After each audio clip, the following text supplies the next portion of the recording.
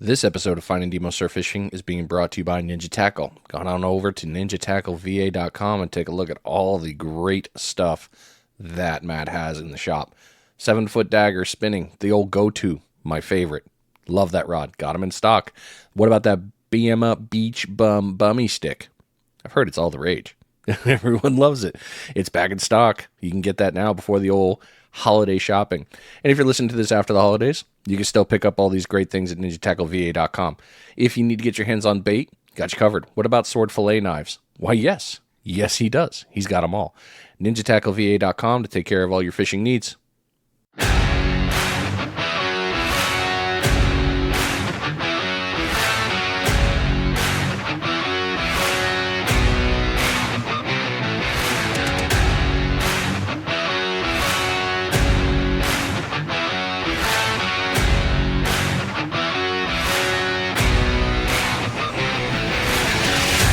Oh yeah, new week. Here we go.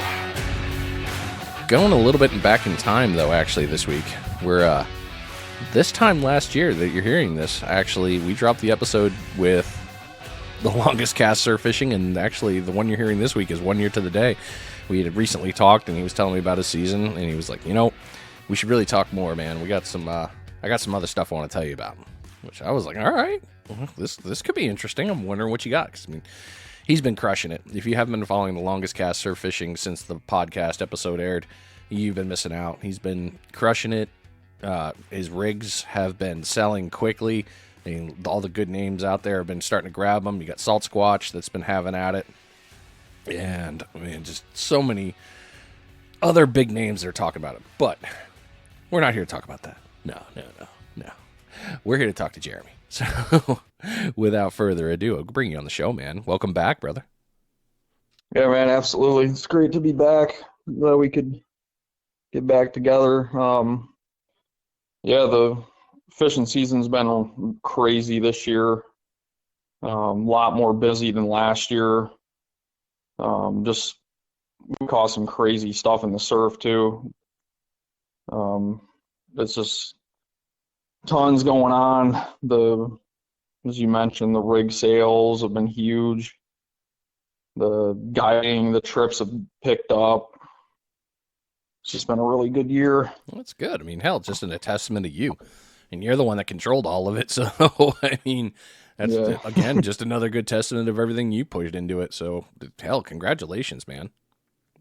I appreciate it. I appreciate the support, too. We've kind of had a little partnership going. Yeah, but I sucked as a partner for not talking to you more through the year. Oh, that's okay. I don't expect that much. I mean, you're down in the panhandle there, so yeah, that is the downside. If I did come up, I mean, I will come up to Charleston for sure. But had I come up, I'd have been like, all right, let's go. We'd have gone out fishing for sure. Yeah, definitely. I'm actually hoping we can still do that. We talked about doing that before. I plan on it, man. So for me, 2023, the wife and I have been talking about it. We're going to find a way to make it so I do a little bit of travel for some fishing, not just stuck, at home all the time. Get out there and go do some of this and have some fun with it. So I need to go up there. I need to go to North Carolina, Texas. I really got to take a look at Texas. I'm really excited about trying to figure that out. That's a whole different ball game right there. Yeah, definitely. I sell a lot of rigs out that way. Mm-hmm. I'm not sure. I think it's probably mostly the pier guys, but no, man. One of the episodes I recently talked with, he'd used your rigs. He talked about he used them for reds, and he was enjoying them. So you're well known, man. I mean, your stuff, the red rig has been doing great. I used your double drop pompano rig with the J hooks, and people were like, "What the hell?" And then I think it was the week after I got it from you. I hope a fish. I'm like, "Hey, look, it caught."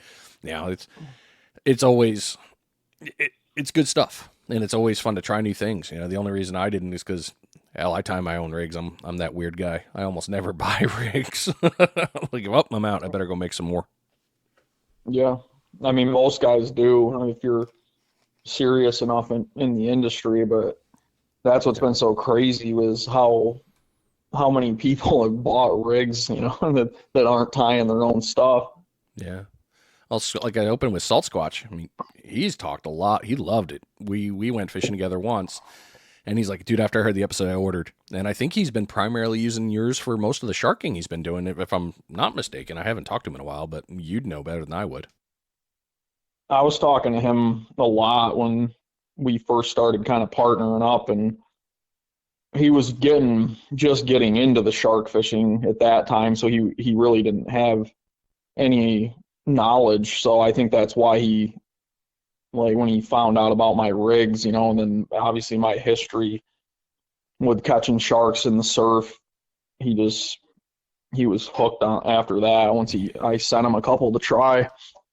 So let's dig into the episode, because you were talking about this before when we were starting out. And you were like, hey, man, I really want to talk about the season, which you had a hell of a one considering you had 2 hurricanes? Or was it 3? Yeah, we had one, the Hurricane Ian there. We got lucky at the last like hour before it touched down on South Carolina. It went north of us and hit Myrtle Beach area. Yeah. So, I mean, we basically got like just a severe tropical storm. We didn't even get a real hurricane out of it. I mean, it knocked some trees down and that was about it. But it stirred up the water, and it affected the fishing for a good week or so. I did lose some charters from that because I had people booked during that weekend when it hit. Yeah. Well, that's never fun. So let's talk into the red season. I mean, that's been your primary thing, and that was one thing we really harped on during the podcast last year was, redfish going after. You're not going after the slots. You're going after the big ones. You want the fun tug. You're going after the monsters. And with that all together, you kind of brought it in like, I had a great year, but I really want to talk about it. So what's been one of the biggest catalysts that you think this year was different from last year catching reds? The biggest thing is the demand, like with our clients. Like, we had so many more people booking ahead of, like, for October, that they really emphasized that they wanted to catch those big drum. So I enjoy catching the sharks. I mean, a lot of my clients do, but there's, quite a few they're not really that excited for the sharks. So I changed my gear, I changed everything up a little bit this year to specifically be able to capitalize on those red drum. What'd you change? I got all new stuff. Like last year, I had slightly lighter gear. I had 12 footers. I always run 3 12-foot rods, like heavy action. And this year, I got a little bit higher rated rods. I mean, they're still 12-foot heavies, but the Penn Battalion rods they got a little more backbone to them. So I had one of those setups last year, but this year I went ahead and I got 3 matching ones. Oh, nice. Okay. Just being able, with that heavier setup, being able to throw a bigger bait and more weight, and then just being able to get that extra distance made a huge difference this year. Like, you could just see it in the numbers that we were catching. With moving to the heavier gear, why do you think that was such a big change for you? I mean, up here in South Carolina, the beaches are really, really shallow. Like, they're a super shallow grade.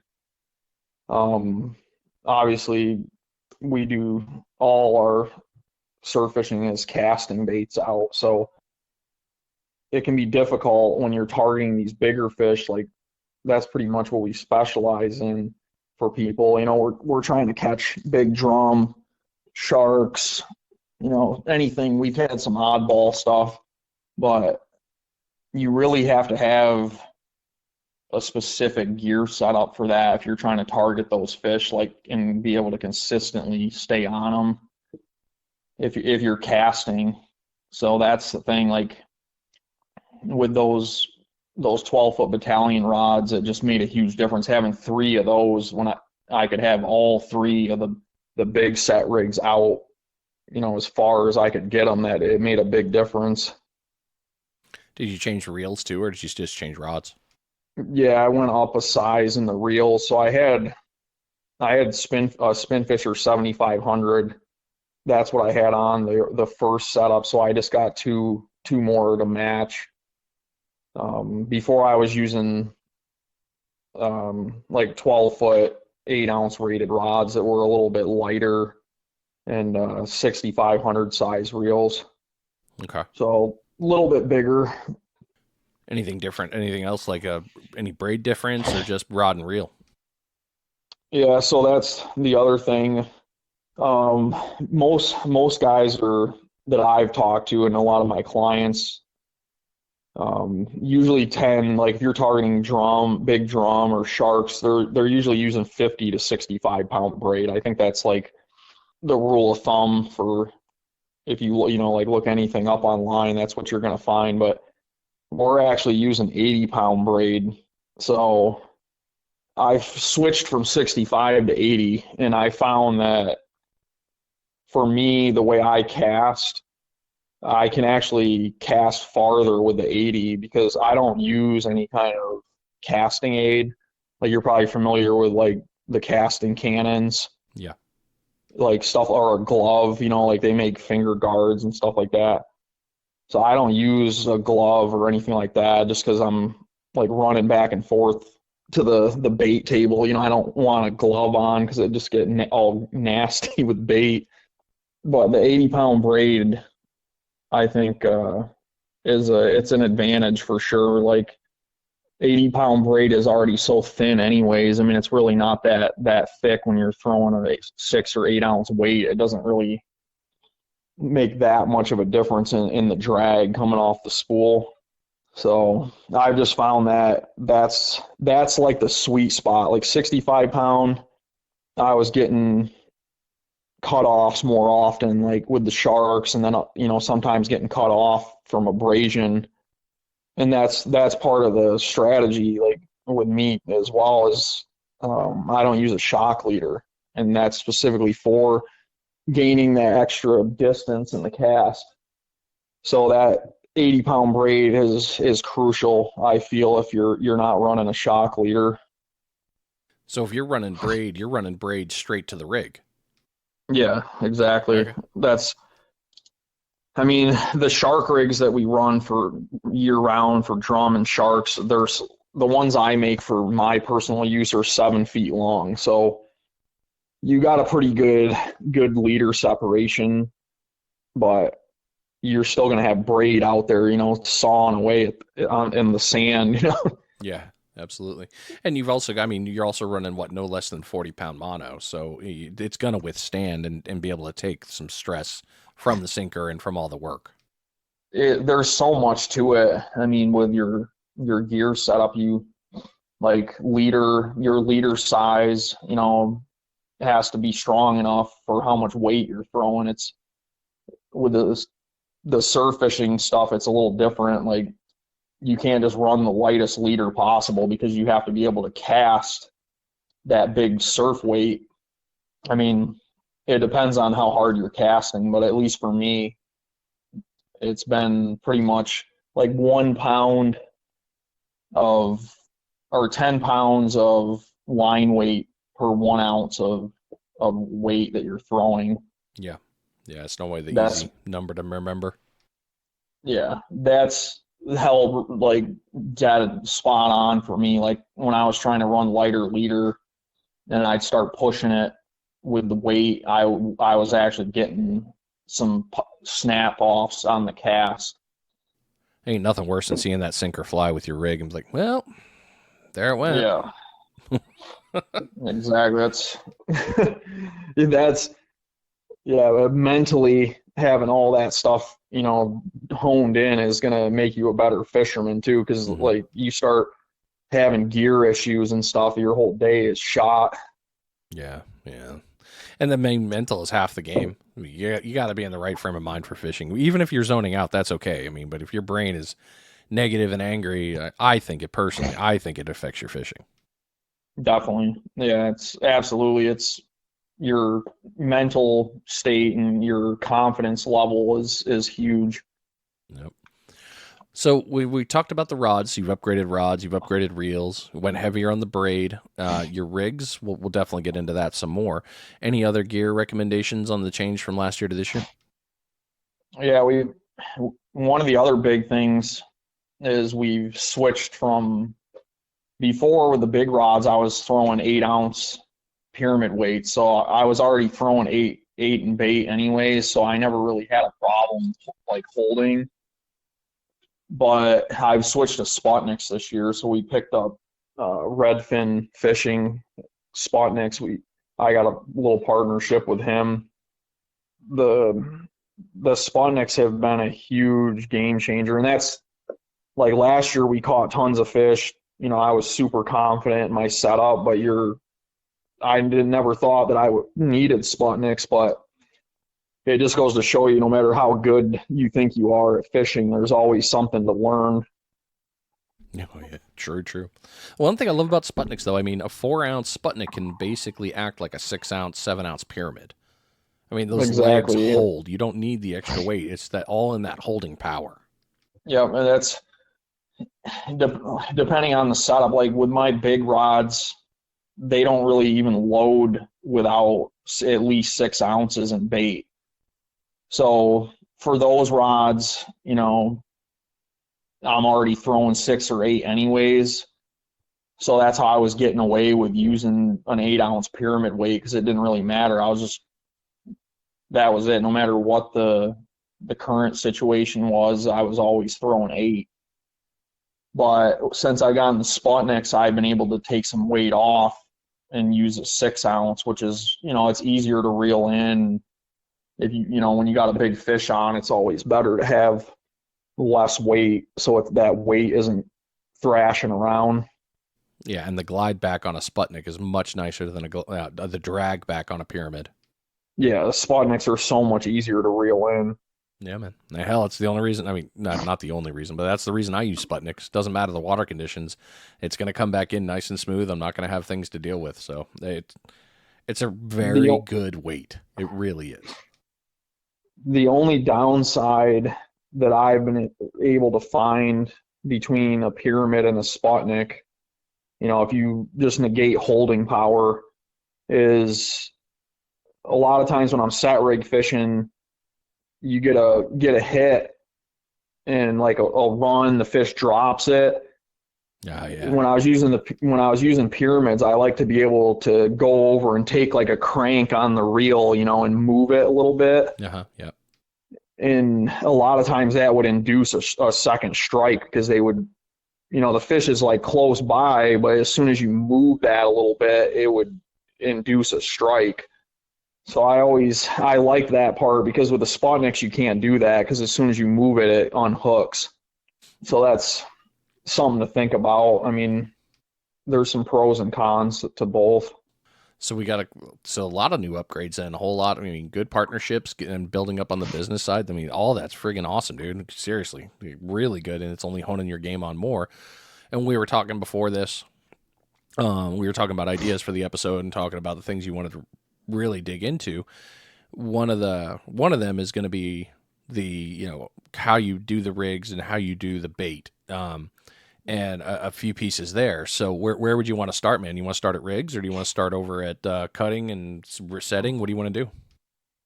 Yeah, we can start at the bait. I mean, the biggest thing, the bait and stuff, I'll say, is that's all part of your planning. Like, we'll start at that, like getting bait. So that's been a huge part this year to the success. Planning out like times to go get bait in the cast net has been huge. Like, I've got several spots in the area where I know the bait is going to be hot, like at different tides, different times of day. So I'm always able to run and get bait. Like, usually after the charters, every single charter in October, that's what I was doing. I was going right after the charter and going and getting bait for the next day. And I just think that that's a crucial piece of advice for people. Like, if you want to catch a lot of fish, you got to put the time in there. So when you're talking about going out with a cast net, I'm guessing, I'm assuming shrimp, but there's got to be more to it. So what were you targeting with the cast netting? For what I do with the bigger fish, I'm just going after the big, like whole mullet or horse mullet. So that's a lot harder to get those guys with a cast net. You really got to hunt them down sometimes. But that's what I'm casting at. I mean, like I'll get some finger mullet here and there, but if I'm using shrimp or anything like that, like I pretty much don't even use shrimp anymore. I just use the mullet. That's mullet, and then I'll use whatever we catch in the surf for cut bait, like blues or whiting. But yeah, we're just using mullet. That's it, and that's the primary bait. That's all. The only thing that's in the cooler when I show up for a charter. Really? Just mullet now? Okay, interesting Yeah. change. So with that one being said, so you got mullet on the menu, and you're pushing into that. Well, what about? And you said you weren't using shrimp. Why? I mean, we run like 3 big poles, and then we only run 1 small pole. So I'm not really even bothering with the smaller fish, that would eat the shrimp. So shrimp is definitely more of a finicky bait. I'm sticking with baits that are a little bit more durable, so I can cast that little rod out, just let it sit there, until something's on it real good, and then we just crank it in. I use an 11-foot medium heavy for the bait rod, so you're not getting any kind of fight out of it or anything. It's basically just reeling it in so we can use it as cut bait. Okay. So when we're talking about the bait setup now, let's get into the fun stuff here. You mentioned that you have it set up a different way. What did you change?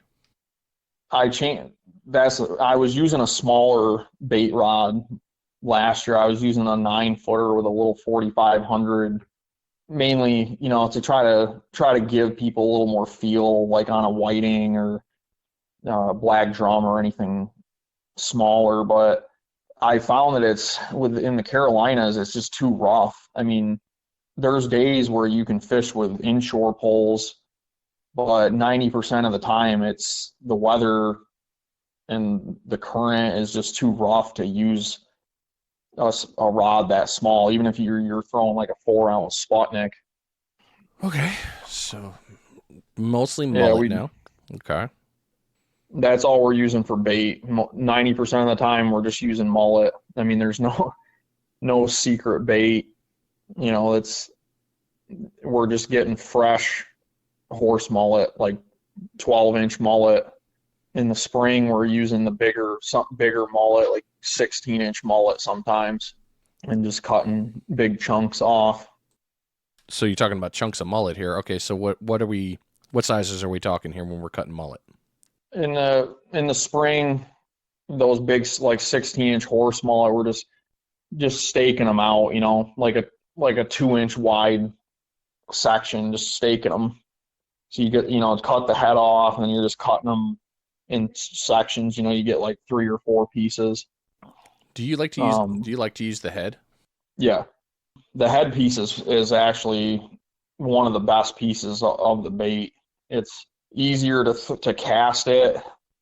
Like it's more aerodynamic, more streamlined. You hook it up on the front on the lip area. You go through both sides, and you got a really secure hook point there too. So you can leave it out. You can soak it longer. You have more confidence that the bait is still there too. But those big mullet, even like a body section chunk will stay on great. I mean, we're using 8/0 size hooks, and that's a good size hook for any bait that is small enough to cast. You don't really need huge hooks because you're not going to be putting that big of a bait on there. It'll be too heavy to throw it. Right. Headpiece is always good. I have found that you'll miss a lot more hookups though on the headpiece, just because it's harder, so the fish can't chew it up as fast, so it makes it harder for that hook to find a home. So that's one of the downsides to using a headpiece. Okay. Yeah, because you're going in a lot there. Well, let's continue talking on that, because we're going to move on to the first transition time here, a perfect time for the little bait check.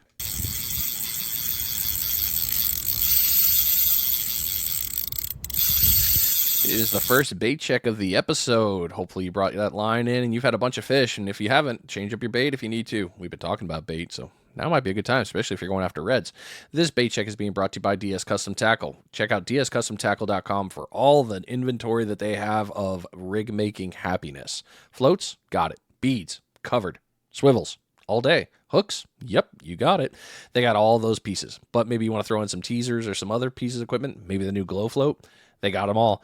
Check it out, dscustomtackle.com. Get that order done. So now we're talking about bait sizes. We've talked about the head with the hook. Good piece, but also, you're running out of room there. Now into the body pieces, do you gut or do you just do full chunks, leave the guts in it and everything? With the bigger mullet, that's one of the things I do to utilize the bait for the smaller pole. So after I cut the head off, you have that hollow belly section, the gut cavity. Mm-hmm. So I'll cut parallel down from the top and cut that out at an angle behind the anal fin. So then you're left with that nice thin piece of belly meat that you can snip like little fish bites off of. Interesting. Because that belly section is basically just wasted. It's wasted area, because all those guts and everything are just going to fall out as soon as the bait hits the water. So there's no reason to keep all that in there anyways, because it's just adding weight, which makes it harder to cast it. But that's a good way to utilize that belly section, that little ring you get, in the steak. And that makes excellent bait for your smaller poles, for your double rigs and stuff. It's very, very tough.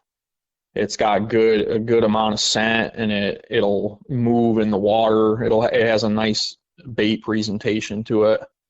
Absolutely makes sense. I mean, why waste what you can use, especially if you're doing more than one drum rig. If you got the high lows or the double dropper, that's easy day for catching some more fish. Yep, that's one of the things I show people on the charters, and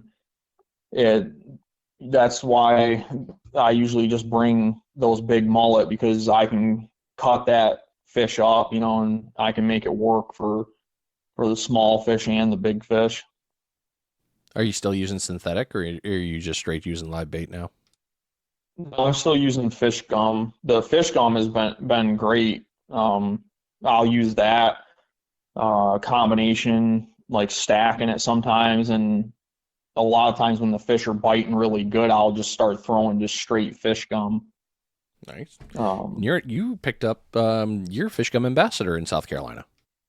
Yes. That's awesome. Yeah, we picked them up back in the spring. It just worked out good. I reached out to Tony, and then actually Christopher Lohr was the first guy I talked with, because he was already an ambassador. He's up in Wilmington area. I reached out to him because we'd been talking and had a friendship going, and then he got me in contact with Tony and Rich there. But I don't know, I saw an opportunity for both of us to help each other. And I mean, Fish Gum is a fairly new company as well, but they're growing really fast. Hey, dude, more power to you. I mean, opportunities to help grow your brand, your business, their brand, their business, and doing all these things together. Why would that be a bad thing? Exactly. I mean, that's what it's all about. I mean, we want to help the smaller guys grow, That's the partnership, it's not a sponsorship. I think that word's thrown out there in the wrong context a lot.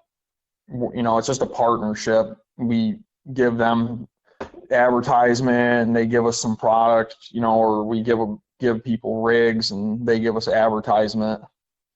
Yeah, business is business, man. It's just it just is what it is. I mean, it's not bad. Yeah, we're not interested in getting anything for free. There's always something for someone to work together to give and take. So that's just my thought. I mean, we can all help each other somehow, some way. So that's all good in the world. Well, we covered a lot about bait here, and I feel like is there anything else you wanted to talk about? I mean, we talked about chunking up the mullet, using the belly cavity. What else do we? What else is there to talk about with that? You got to be able to cast, get those big baits out there. Yes, you can catch fish close up, but we run rods closer in, and that's not the rods that are catching the big fish. As much as we fish, we're out there, 150 trips a season, so we're out there quite a bit. So that's just the way it's been. That's the way the experiences that I've had, and my tactics have adjusted for that. You got to have the gear, have your bait, cut the right size. Your rigs have to be set up right. Like everything has to be specifically tailored to be able to cast that big bait as far as possible. Well, let's talk about tactics. What have your tactics changed so much, or have they at all? Oh, definitely. Like the rigging I've changed the rigs a bunch. Like we're using wire bite leaders year round now. I mean, that's what I've learned, like with the redfish and stuff. The big red drum here, we haven't had an issue catching numbers on wire leader. They're not leader shy. I mean, maybe they are, but whatever, the bait we're using is good enough to overcome that, or something else, it's outweighing any downside to using that wire leader. Yeah, last year I wasn't using, when I first started and we were targeting red drum, I was only using the 80-pound mono, that our bull drum rig. That's the first rig that I ever made and sold. Yep, I remember that rig. Yeah, so that's what I started using, and it's weird because I was throwing the cut bait the same, everything the same, and I never, if you could believe, the first year that I surf fished in Charleston, I never caught a single shark. Really? Yeah, I didn't catch a single shark that first year. Was before I started guiding. So the first year in Charleston, I fished a ton, and I was catching tons of red drum, big red drum. That's kind of what led into me starting guiding. Is I was always catching big drum off the surf, so I was getting some attention from that. But that's all I used was an 80-pound. I actually started with using 50-pound mono, if you can believe it, with a 3/0 hook. So that's probably it's so funny about that, dude, because so many people will talk about the hook thing, and I'm glad you brought it up. We're gonna dig into that because I have a couple of thoughts, but continue. Yeah, that's the first rigs that I ever made was 50-pound mono, and it was that same design, the bull drum design, and it was a 3/0 Gamakatsu with I don't remember what size swivel. I think it was like a 100-pound swivel, pretty small. Yeah. But by most people's standards, that's like way too light for bull reds. But we caught a ton of them on that. I finally upped the size and went up to the 80-pound mono and the 8/0 hooks, mainly because of that reason, because I was getting a lot of negative feedback, from the gurus. They were saying like, oh, that's not big enough to catch red drum, which I don't disagree, obviously. I mean, the 3/0 setup was very, very minimalistic. I mean, the 80-pound leader with an 8/0 is still light by most people's standards. So this is, I mean, when you talk about this, I got to jump in here because I've fished your rigs, I've fished Rob's rigs, I've tied my own rigs for red drum beach fishing, and I've caught plenty of fish on different rigs. One of the things that I ran into recently was I started looking back at my numbers because I was getting ready to go out red fishing, especially when I was going to do the Kids Can Fish tournament. I was like, all right, I'm going for bull reds. How am I going to do this? What am I going to use? What size do I need? and on all these things. And I started thinking about it more and more. I'm like, I catch a ton of red drum on a 1/0 circle. And, And then I thought, Mike and I went out fishing in his boat, and I caught I don't know, I think it was 27, 20, or it was about 29. Yeah, it was 29-inch red. And that was on a size 6. And it was like, all right, this is a tiny-ass hook. It's the hook thing has always thrown me. People are just like, oh, you got to have this big hook. It's like, no, well, that's too small. No, if it hooks right, it'll do fine. It's a matter of the strength. But yeah, the gurus that have mentioned to me, oh, you need this. I hate looking at them going, do I though? Do I? I think I got this. But I get it. I totally understand why people are saying, and with your rigs and everyone else, all the rigs I've seen, I totally understand the hook size, especially when you're cutting after chunk mullet. You can't put a chunk of mullet on a 6. It ain't gonna cut it. Yeah, it just won't. Yeah, you don't have enough real estate to hold it. Yeah, and a lot of that, like with your hook size obviously is dependent on what bait you're using and stuff. But as far as the strength of the hook, and being able to land a fish without a hook failure is how strong your rod is. Yep. So if you have a flimsier rod, then you can get away with that. Like you can catch 40-inch red drum on a 1/0, or depending on the angler's experience. Like with me guiding, I have a lot of people that they don't have a lot of experience, so you have to build the rigs stronger, especially with the poles that I use now, because you can put so much pressure on that hook. That's the main reason why the rigs have gotten beefed up over this past year, because my rods have a lot more backbone, and also I'm using a heavier line, so that allows my clients, they get excited, and they got a big redfish that's pulling as hard as it can, and they're pulling right back, at the same time. Yeah, that fish don't want to be caught. Yeah, so that has a lot to do with it for sure, with how you set your rigs up for a particular species of fish. That's what I love about fishing, man. I mean, we've seen it. Go back to Tony's video with Dave Culver, catching a beautiful red on a runt rod. Experience makes a huge difference in that. But there's a difference between experience and power. Now, I mean, you can overpower a fish all day. Sure. As long as the fish is hooked and you've got everything set up in the right way, it don't matter. I mean, pulling a 12-foot, using a 12-foot rod for us down here for a pompano, I mean, it's overkill. I'm going to win every time. You're not going to beat me. Yeah. Now, if I throw, the 12-foot dagger out there and I'm going after, and I'm having a fight with a 40-plus inch red, okay, we might have a little bit more even matching. I'm still got a little bit of an advantage. But I'm not, I'm not taking that out and going after 5-foot sharks. Like there's no advantage anymore. It's all on the shark. So yeah. It's use the gear that is going to work for what you're doing. And if you're underpowered, okay, then you can upgrade power. There's ways to upgrade power.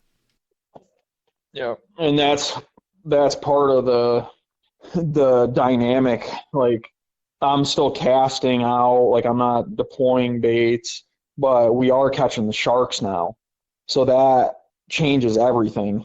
I have to have rods that can handle those 8-foot sharks, so they're overkill for the red drum for sure. But at the same time, you can get those big reds in, in like 5 minutes, so it's better for the fish.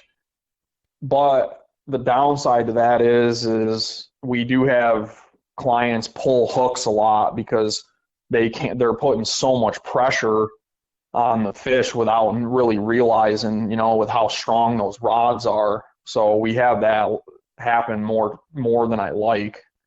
Really? Yeah, it makes a big difference. Like we've hooked some like 45-inch reds on the bait rod, and it's so much different. Like having that softer rod, it's a longer fight, and the rod is so flimsy, the client can't really overpower the fish. Mm-hmm.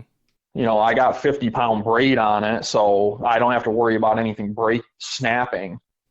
Well, thankfully. So they can pull as hard as they can, like till they're blue in the face, and they're not going to pull that hook because and then there again, that's the thing. Like the bluefish rig just has a 3/0 hook on it, and we'll catch those big drum on that. They'll hit that bait rod in a little bit closer, and they don't even straighten that hook at all because it's having that softer rod.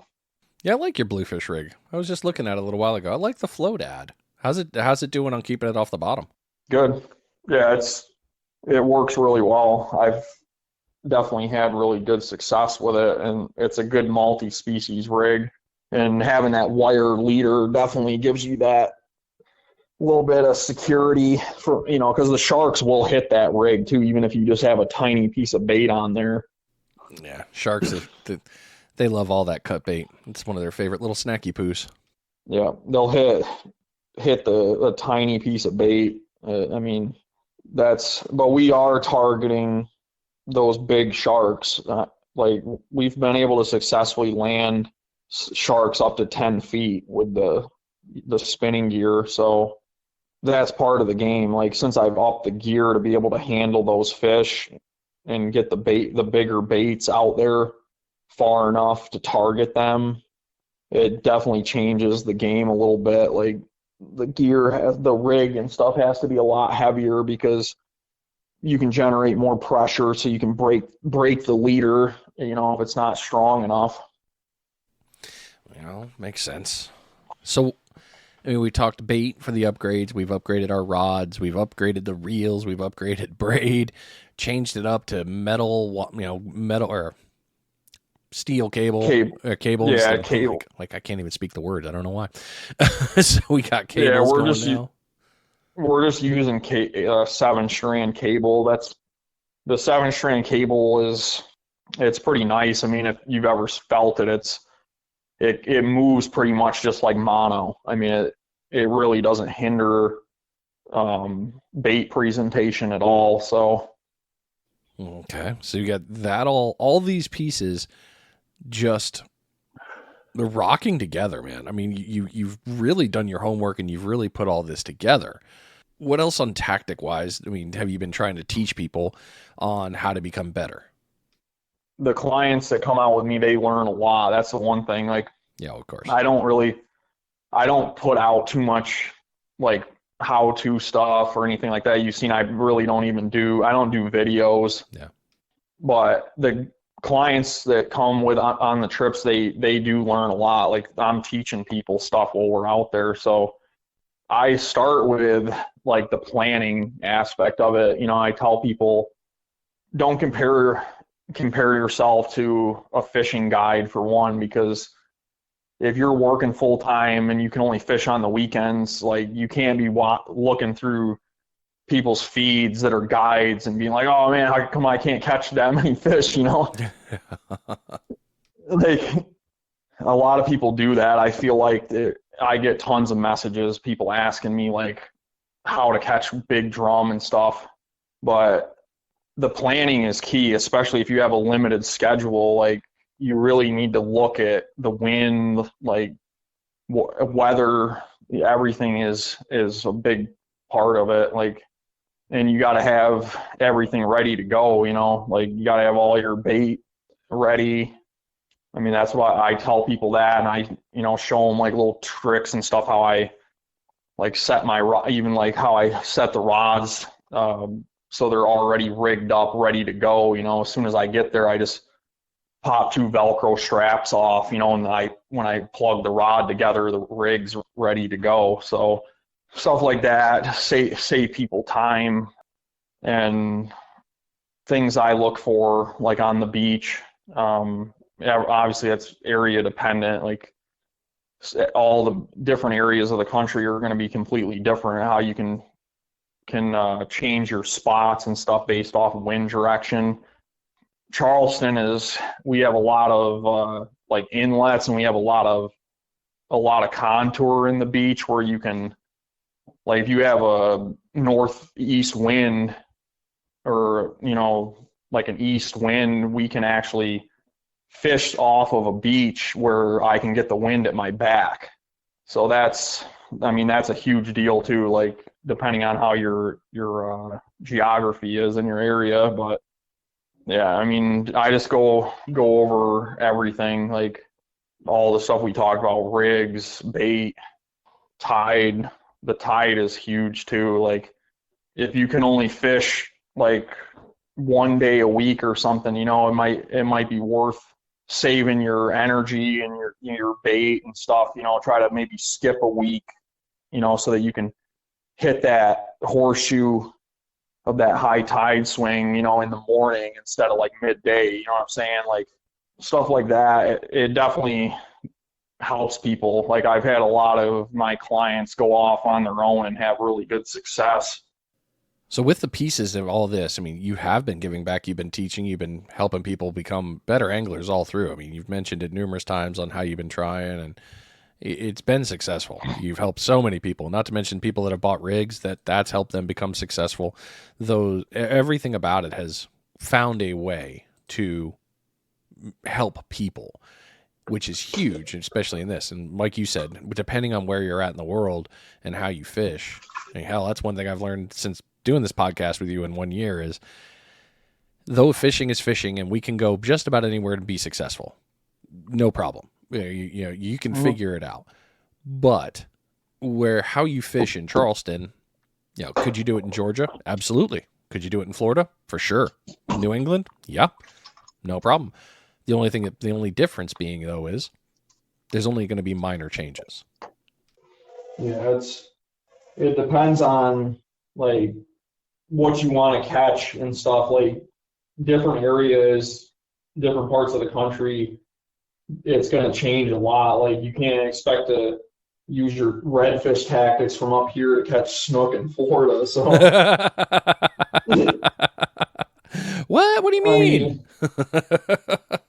It definitely changes based on the area you're in. I believe that. I mean, obviously, if you know how to surf fish, you're going to catch fish no matter where you go. But you really have to hone your tactics and stuff in for the area that you're in. Definitely. Like I tell people that all the time because 90% of the surf fishing, like how-to information that you see online, the free information is primarily based around the Gulf Coast. Like up here in the Carolinas, you really can't get away with like super light tackle. Like it's just different up here.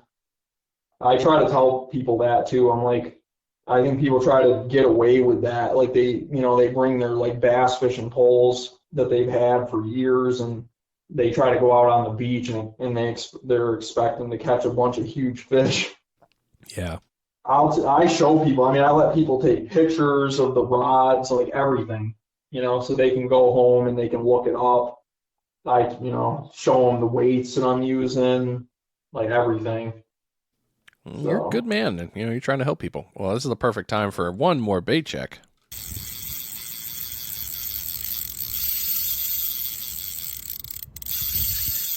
This second bait check at the end of the episode tonight is coming to you from The Sinker Guy. Head on over to thesinkerguy.com and take a look at all the stuff that's in the Sinker Guy garage. The rigs, set. You got the Bruno rig. You got the Mortician rig, one of the most versatile rigs that I've used. You got floats, and you've got Sputnik Sinkers. But you've also got other stuff too. Head on over to thesinkerguy.com. Get your order in today. So as we keep rolling through here, one thing you mentioned a lot was, I want to give more info back. And I feel like I haven't asked the right questions. What else is there that you would like to share about this to help people? Yeah, I think you're asking good questions. I mean, you're asking the stuff that I give, out to my clients. But yeah, we want to give some information to people. That's the main reason why I started guiding, is to help people. I want to see people catch fish and help them. So I've gone over planning, bait. Yep. I would say you really have to get serious into it. Like you have to be like 100% committed to fishing, and like just love every single thing about it. That's how you're gonna turn yourself into an elite angler. You can't expect to have success, if you're only putting in half the effort. That's the biggest thing. Like, you get out what you put in 100%. I mean, I've had humbling days and stuff. Everybody does. I mean, that's part of fishing, but you will get rewarded for how much work you put in. And it is work. I mean, granted, it's fun, but it is work. Yeah, no, definitely, especially the guiding. The guiding it's everybody wants to be a guide, who doesn't want to fish for a living, but it's a lot of work. Being a guide is really hard work, and it's a ton of mental pressure. Yeah, it's honestly, the guiding is one of the hardest jobs I've ever had, but it's the reward of it outweighs the work. When we talked last year, you were probably, 2-3 years into guiding? It wasn't your first year. It wasn't your first rodeo. But after a full year. Oh, go ahead. Yeah, it was my 2 years. 2 years into it. There you go. So after all that between then and now, a full year is a big time. Tons of things happen in a year. Would you say that anything in particular for you was like, man, this was one of the biggest changes in my game this year?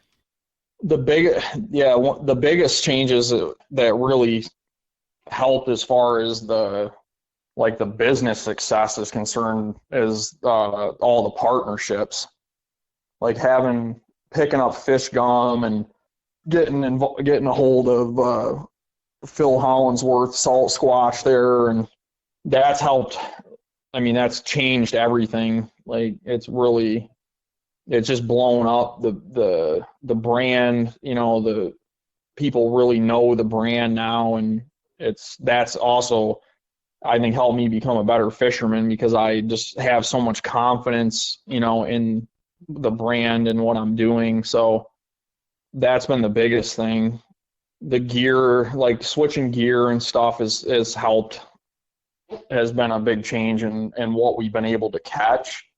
I never had the ability to catch the big sharks and stuff that we've caught, which has drawn a lot of attention and popularity to the brand. I don't know if you've kept up with it enough. I'm sure you've probably seen some of the sharks and the big ray and stuff that we got. Yeah, you pop up in my news feed all the time. Well, I'm always happy to see you popping up in my feed, man. Are you kidding? Like I said, I may not be the greatest communicator. I mean, I know I shot you a text after the hurricane, but that's the fun part of social media, is like, well, let's try to stay in touch. Yeah. Hopefully I'm not popping up too much. No, God, no, man. I don't even think you could, really. I mean, the best part about, we have these conversations on and off, and all the things that really come together. I mean, we just get these opportunities to talk, and we're all busy. I hate to admit it. I mean, hell, tonight, with perfect example, I'm texting you like, I don't know if I'm going to make it home in time. There's an accident on the 3 Mile Bridge. I'm having to take a whole different route home. I'm hauling ass. There's always something that gets in the way. There's just nothing we can do about it. But on the same one, it's like, okay, we're going to make this work, but we just have to do this. There's just only so many time in the day, and you got to do what you can with what you got, and then, just make it work. Yeah, luckily all I was doing was making rigs today, so I was just waiting around till you called. Well, that worked out well. I mean, I'm glad, like I said, I'm glad that we got the chance to even catch up and have conversations, because you're a really good dude, and I'm super excited for you with everything that you've done. I mean, you've all done it completely on your own, with the wife, obviously great support from the home family team, but you've built this business bigger, stronger, faster, and it's just, more fun for you in the long run. Like, I was very, very humble, like, coming into this, and it's exceeding every day. The stuff is just exceeding like any expectations I ever had when I decided to start guiding. Look at you now. More busy than you know what to do with. Yeah, exactly. Well, the Yep. the other good side of that too, though, is you really, with the rigs, that gives you that extra piece during the slow time. You're not like, oh crap, it's the off season. I'm not going to have any charters. What am I going to do? You've built something else to give you that little bit of extra time, income, something to keep your hands busy while the fish aren't biting. Yep. Yeah, that's the thing too. I get tons of messages, like people still want to go out fishing, but I can't take people out, if I can't provide a service that I feel good about. Yeah, for sure. That's the thing. Like if it doesn't meet my expectations, then I'm not gonna have somebody pay me for that. If once there's still fish biting. I mean, you could go out there right now and catch a cooler full of whiting, but that's not what I want to provide for my clients. So that's why we end the season when we do. Makes sense. So how long is the season down for you now? This year the season hung on longer. Like we got to still catch quality fish all the way up until like mid-November. But yeah, it's usually December to April is the downtime. Okay, so you got 4 months essentially to be like, all right, make this work. Yeah. So what do you? I mean, it's not bad. Like it's not a super long down season, but. So what do you think you're going to do with your downtime? I go back to work. I just work part-time. I started out working for this guy driving box truck, doing deliveries my first year of guiding. So I was doing the guiding and working at the same time, part-time. And he's always been flexible, really flexible with the schedule. So I'm able to pick that job back up seasonally. Nice. Making money. Yeah. I mean, between the rig sale, now that I have the rig sales, that's like a second income. So I've been able to survive off of that, even in this crazy expensive world. Yeah. Yeah. Hell, it's the reason I'm not doing fishing and podcast full time. It's the reason I still have an RV job. Yeah, exactly. I mean, it's the business is successful for sure, but it takes a lot to thrive, I would say, these days. Yeah, it's an unfortunate damn truth right there. That's for sure. But hey, we make it work with how we can make it work, right? Yeah, I mean, anybody that's into fishing that does fishing for a living is I don't think they're planning on getting rich. No. Fishing alone will not make you rich. That's for sure. Yep. I think it's more of a trying to avoid the lifestyle requirements to get rich. I know it is for me. That's fair. Well, hell, man. I mean, we've been jacking it up here for about an hour. I think we asked a lot of great questions. Anything else that you want to add? There really isn't one magic thing like to being successful at fishing. You really have to like figure out your own way. That's what I tell people. Like, don't just go off of like what other people are saying is working, like what bait they're using or where the fish are and all that. Like you really have to like find your own way, like figure out what bait works best for you and figure out your own spots. Like that's what I've done. I've taken a few little things here and there along the way from people, but I pretty much stuck to that, like just like figuring it out all on my own and dialing it in. You got there. You figured it out and you made it all work. Yeah, I mean I just think that's the best way to be successful. Like you got to put the time in and the effort. I mean, it sounds to say that like, oh, I put in all the work and, you know, give it 110%. It's like cliche, but it's definitely like it is real. Like you have to put your heart and soul into it. Well, I've heard a couple of people say, you know, oh, you haven't put your time in, and there's, you know, some people, the way they take it is definitely, oh, I don't know, not exactly ideal.